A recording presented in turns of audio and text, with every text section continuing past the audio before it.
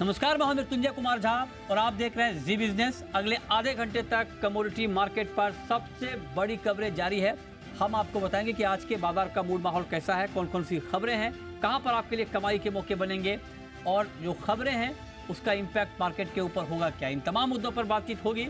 लेकिन आज इस वक्त बुलेटिन की शुरुआत एक बेहद अहम खबर के साथ, और खबर यह है कि करेंसी डेरिवेटिव पर आरबीआई ने राहत दी है। राहत यह है कि अब 3 मई से नए नियम लागू होंगे। जो नियम कल यानी 5 अप्रैल से लागू होने थे, इसको अब बढ़ाकर 3 मई तक के लिए बढ़ा दिया गया है। मतलब अब 3 मई से नए नियम लागू होंगे। पूरी खबर बताने के लिए हमारे सहयोगी ब्रजेश मिश्रा इस वक्त हमारे साथ जुड़े हैं, और साथ ही हमारे साथ जाने माने करेंसी एक्सपर्ट जमाल मैकलाई साहब हैं, जो कि सीईओ हैं मैकलाई फाइनेंशियल के। आप दोनों का बहुत बहुत स्वागत है। ब्रजेश, पहले तो आप ये बताइए खबर क्या है, ये राहत क्या आई है आरबीआई की तरफ से, ये जरा बताइए। बिल्कुल, रिजर्व बैंक ने प्रेस रिलीज जारी करके ये साफ किया है कि ये जो डायरेक्शन 5 अप्रैल से लागू होना था, यानी शुक्रवार से लागू होना था, अब इसको 3 मई से लागू किया जाएगा। ये बता दें कि ये सर्कुलर जो रिजर्व बैंक ने इशू किया था, ये जनवरी में इशू किया था, 5 जनवरी को। और उस सर्कुलर में एक चीज़ साफ की गई थी। साफ ये किया गया था कि जो भी कोई करेंसी में एक्सचेंज करेंसी डेरिवेटिव्स में ट्रेडिंग करेगा, उसके लिए ये ज़रूरी होगा कि वो इस बात का सबूत रखे कि उसने उस करेंसी में कहीं कोई किसी भी किस्म का जोखिम ले रखा है, यानी कोई ना कोई अंडरलाइंग एक्सपोजर उसके पास होना चाहिए। लेकिन सौदा करते वक्त उससे नहीं पूछा जाएगा कि उसके पास है या नहीं, लेकिन सबूत के तौर पर उसको रखना होगा। और यही जो मुद्दा है, यही सबसे बड़ा पेन पॉइंट बन गया था ब्रोकर्स और ट्रेडर्स के लिए, क्योंकि इससे पहले जो नियम था उसमें सबूत एक्सपोजर की तो शर्त थी, लेकिन ये शर्त नहीं था कि आपको सबूत भी रखना होगा। अब इस पर रिजर्व बैंक ने जो साफ कहा है बात, रिजर्व बैंक ने अपने स्टैंस में कोई बदलाव नहीं किया है। अच्छा, रिजर्व बैंक ने राहत दी है, इसका मतलब ये जो मोहलत है सिर्फ करीब 1 महीने की मोहलत है। लेकिन इस पॉलिसी को लेकर के जो रिजर्व बैंक का नजरिया है उसमें कोई भी बदलाव नहीं है। रिजर्व बैंक का ये कहना है कि बरसों से हमने ये कभी रियायत दी ही नहीं थी कि बिना एक्सपोजर के आप ट्रेडिंग करें करेंसी में। एक्सपोजर हो, हेजिंग का पर्पस हो, तभी आप ट्रेडिंग करें, ना कि सिर्फ ट्रेडिंग करने के लिए ट्रेडिंग करें। ओके, तो मतलब आप ये कह रहे हैं कि तारीख बदली है, नियम नहीं बदले हैं। बिल्कुल, नियम में कोई बदलाव नहीं हुआ है। ठीक है, मैं आपके पास और आऊँगा। जमाल मैकलाई साहब हमारे साथ जुड़ चुके हैं। सर, बहुत बहुत स्वागत है आपका जी बिजनेस पर। आप जरा बताएं, ये 5 अप्रैल से तारीख बदलकर 3 मई हो गई है सर, क्या ये इसको आप राहत मानते हैं ब्रोकर्स के लिए? नहीं सर, उसमें तो कुछ फर्क नहीं है। सी, जो रियल प्रॉब्लम क्या है, ये जब करेंसी फ्यूचर शुरू हुई, लोगों पता नहीं क्यों पर सबका आइडिया हुआ कि currency futures you don't need an underline. अच्छा, उसके वजह से करेंसी फ्यूचर्स वॉल्यूम बहुत बहुत बहुत बढ़ गया। बोलते हैं कि $5 बिलियन अ डे है। अभी जो बात है, आरबीआई तो ये देखता था और देखती थी, तो why did they not say something earlier? दूसरी बात है, as I understand it, RBI has also intervened in this market to control it. तो मेरे ख्याल से if they knew all along this was happening, why did they wait for so long? Because abhi a lot of people are going to suffer, and people have actually built businesses based on this. They are going to suffer. But मेरे ख्याल से more important जो बात है, देखो, we are in process of, बहुत बात करते हैं कि India is the 5th largest economy, will be the 3rd largest economy. We are going international. Prime minister ने आरबीआई के बढ़ते पर बोला था, we want to make the rupee international. Now, one of the first things is the rupee is international. I, as an Indian, I should be allowed to buy and sell dollars or French francs or euros or whatever.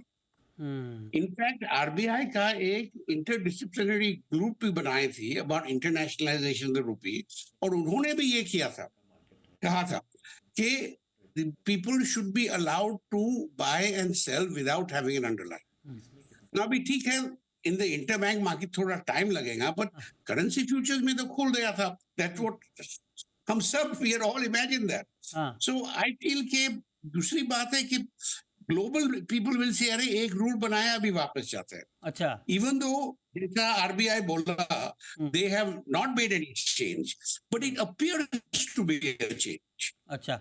At least there is a change in practice. Okay. So अच्छा I तो think it is a big mess. हाँ, तो क्या क्या ये आपको लगता है, एक चिंता ये भी जाहिर की जा रही है कि कहीं ऐसा ना हो कि इंडियन एक्सचेंज की जो ट्रेडिंग है वो शिफ्ट हो जाए किसी ग्लोबल प्लेटफॉर्म पर? क्या ये आशंका जायज है, या आपको लगता है कि ये ठीक, मतलब ये जायज नहीं जरूर है? होगा, हम्म. जरूर होगा. जो बात है, 5-6 साल पहले हम्म. Non NDF, non deliverable forward market का वॉल्यूम बहुत बढ़ गया था. अच्छा. तो आरबीआई ने वहां इंटरवीन किया एंड दे ब्रॉट इट. तो जो लोग करते थे, they would buy onshore and sell offshore, हाँ. नॉट लीगल बट करते थे. तो RBI control that, they brought the market onshore.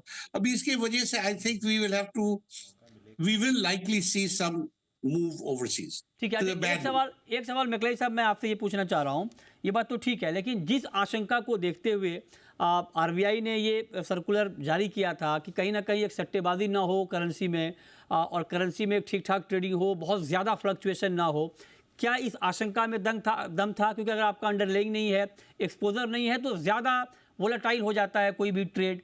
तो क्या ये आशंका ठीक थी, या आपको लगता है कि उसके ऊपर उतना ध्यान अभी नहीं दिया जाना चाहिए? सर, देखो, वॉलेटिलिटी बहुत कम हो गया है. In the last year volatility of rupee has come to near zero. पर मेरे ख्याल है, आई डोंट नो, कि शायद दिस इज ये जो रूल है, it is part of the foreign exchange management act.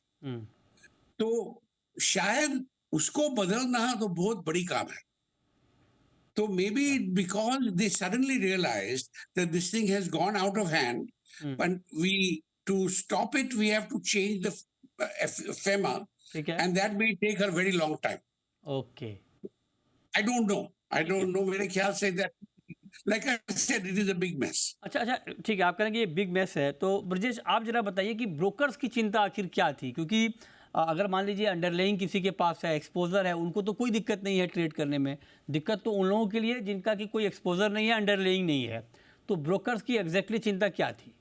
Brokers की चिंता ये थी, देखिए इसमें भी इंटरप्रिटेशन है. ब्रोकर्स का ये कहना था कि जो सौदा करने वाला है वो क्लाइंट है, यानी इन्वेस्टर या ट्रेडर या जो भी कह लें आप, वो है. और जो रेगुलेशन को फॉलो करने की जिम्मेदारी है वो भी क्लाइंट की थी, ब्रोकर पे नहीं आती सीधे तौर पर. तो उनकी चिंता ये थी कि जैसे ही क्लाइंट को ये पता चलेगा कि सारी जिम्मेदारी उसके ऊपर आने वाली है, तो वो एक तरह से डर करके पीछे हट जाएगा, और जिसका असर ये होगा कि जो वॉल्यूम्स हैं इस बिजनेस के, एक्सचेंज ट्रेडेड करेंसी के, वो जो है वो पूरा का पूरा कम हो जाएगा, और इस वजह से मार्केट जो है वो एक तरह से लगभग ख़त्म होने की तरफ जाएगा. क्योंकि या तो बैंक होंगे, या एक्सपोर्टर्स होंगे, या कुछ एफपीआईज होंगे जिनका करेंसी में एक्सपोजर होगा, वही होंगे. जबकि करीब 85% मार्केट जो है वो ऐसे लोगों का है जिनके पास जो वाकई में कोई जो जिनका पर्पस हेजिंग नहीं था. अच्छा, नहीं था. 85%, करीब 85%. अच्छा, तो मतलब मैं अगर आपसे पूछूं कि क्या 15-16% ट्रेड ही एक्सपोजर के साथ हो रहा था, ये ठीक है? बिल्कुल. जो मार्केट के लोग हैं, जो इस मार्केट को ट्रैक करते हैं, उनका व्यू यही था कि जो सबसे बड़ा चंक था, करीब जैसा मैंने कहा 85% के आसपास, वो ऐसे लोगों का था जो ट्रेडिंग करते थे. लेकिन उस ट्रेडिंग का भी एक जो प्लस पॉइंट था कि वो मार्केट में लिक्विडिटी जो है वो पैदा करते थे. और एक तरह से मार्केट्स के लिए ये बहुत ज़रूरी होता है कि लिक्विडिटी जो है अच्छी रहे. ठीक बात है. अच्छा, अब मैकलाई साहब, एक सवाल मैं आपसे ये पूछना चाहता हूँ कि ब्रोकर्स के पास अब क्या ऑप्शन बचे हैं? अभी जो करीब 1 महीने का टाइम मिला है ब्रोकर्स को, ब्रोकर्स के पास क्या कोई अल्टरनेट ऑप्शन आपको दिख रहा है, या आपको लगता है कि जब ये मई में इम्प्लीमेंट हो जाएगा तो फाइनली कोई ऑप्शन बचेगा नहीं, और जिनके पास एक्सपोजर नहीं होगा वो ट्रेड कर ही नहीं पाएंगे? करेक्ट. आई थिंक वही बात है. प्रॉब्ली अच्छी बात है कि 1 महीना है to because people who have got exposures, they have to unwind them. Now, if everything comes to market on one day, the market will move become very volatile. तो उसके लिए RBI has given 1 month, you unwind your exposures and then you only trade if you have an underlying. Now, like Brijesh said, most of the volume in currency futures, this is not only true in India, this is true all over the world, is actually trading exposure. They are not hedging exposures. This is the meaning of currency futures. You know, in fact, जब currency futures शुरू होती थी, मैंने यही कहा कि बाबू देखो, currency futures is for trading. In India, we don't allow trading. But when it started, and then little by little, people started trading, and RBI didn't say anything. So I suppose people did not read the regulations very exactly. लेकिन people just assumed कि भाई ठीक है, क्योंकि आवाज नहीं हुई वहां से. आज आरबीआई की तरफ से ये खबर आ गई कि अभी इसमें थोड़ा एक्सटेंशन मिल रहा है, लेकिन ब्रोकर्स के पास अल्टरनेट प्लान क्या था? क्योंकि ब्रोकर्स और क्लाइंट का रिलेशन भी एक बहुत महत्वपूर्ण बात है, क्योंकि जो क्लाइंट ट्रेड कर रहे हैं ब्रोकर्स के जरिए, वो तो ब्रोकर्स के भरोसे पर कर रहे हैं, लेकिन ब्रोकर्स कह रहे हैं कि जो भी रूल रेगुलेशन आएगा वो क्लाइंट जाने, उनको एक्सपोजर दिखाना पड़ेगा, बताना पड़ेगा. तो ऐसे में उनकी प्लानिंग क्या हो सकती थी या क्या थी? Sir, it is going to be a problem. I think a lot of people will lose their jobs. क्योंकि because to service the clients you need people. अभी clients नहीं होने वाले हैं. And as I don't know the exact numbers, but Brijesh was saying 85% was trading, and I can believe that number. So मेरे ख्याल से volumes come down by 85%. Lot of brokers will close their desks also. People who have got 4, 5, 6 different desks, why waste time in this? कितना बन सकता है यहाँ पर? Okay.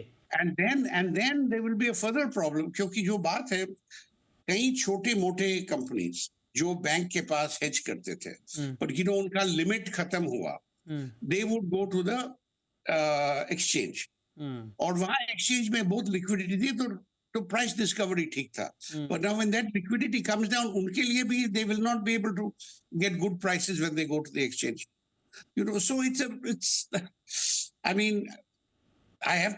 to be frank, according to the rules, it should not be there.